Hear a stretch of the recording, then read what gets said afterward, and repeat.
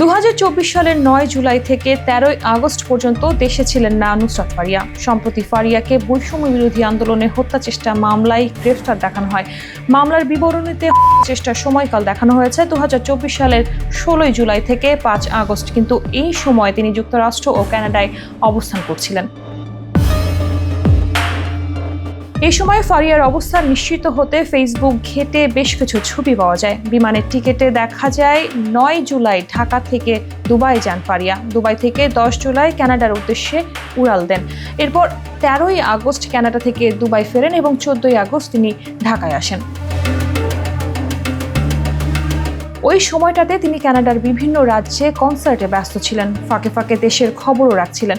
একই সঙ্গে ছাত্রদের আন্দোলনের প্রতিও সংহতি জানাচ্ছিলেন। তার ফেসবুক থেকে জানা যায় তিনি কানাডা ও যুক্তরাষ্ট্রের কয়েকটি আয়োজনেও অংশ নেন, যার হালনাগাদ তার সামাজিক মাধ্যমেও পাওয়া যায়।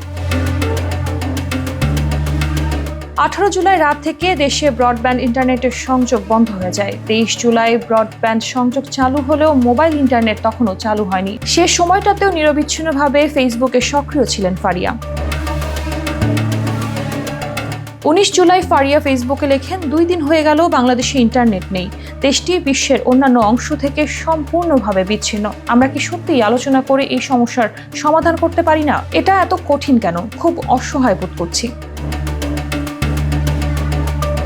এরপর 23 জুলাই ফেসবুকে লেখেন, 6 দিন হয়ে গেল আমার বাবা মায়ের সাথে কথা বলিনি। আপনারা সবাই জানেন আমার বাবার অবস্থা তেমন ভালো না, কিন্তু আমি আমার সহকর্মী, ছাত্র ভাই এবং বোনের জন্য ব্যথা অনুভব করি। সবার সুস্থতা ও দেশের শান্তি কামনা করছি।